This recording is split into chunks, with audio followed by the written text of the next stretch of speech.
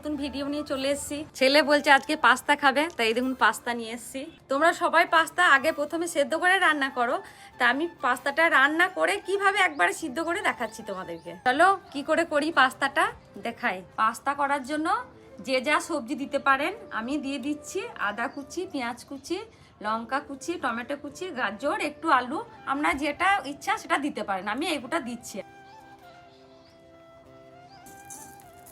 বন্ধুরা কড়াই গরম হয়ে গেছে, এবার একটু সর্ষে তেল দিয়ে দেবেন, আর একটু গোটা জিরে দিয়ে দিতে হবে। তারপর কেটে রাখা এই যে সবজিগুলো দিতে হবে, লঙ্কা, পেঁয়াজ কুচি, গাজর, আলু, তেজপাতা, টমেটো, তারপর পরিমাণ মতন লবণ দিয়ে দিতে হবে। তারপর এটাকে ভালো করে নেড়ে চেড়ে নিতে হবে।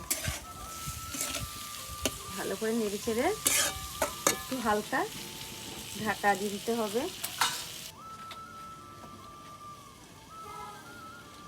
এই দেখুন সবজিগুলো সেদ্ধ হয়ে গেছে, এবার আমি পাস্তাগুলো দিয়ে দিচ্ছি। দেখুন দিয়ে পাস্তা দিয়ে নাড়াচাড়া করতে হবে।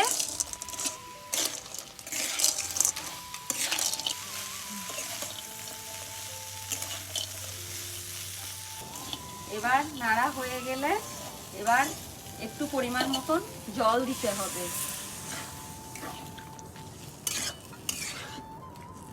এবার ঢাকা দিয়ে 20 মিনিট কিংবা 25 মিনিট রাখতে হবে।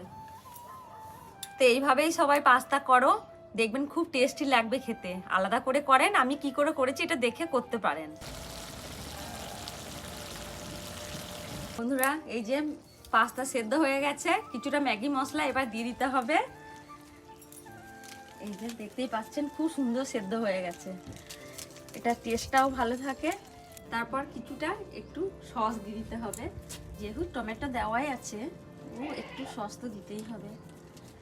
এই যে হয়ে গেছে পাস্তা।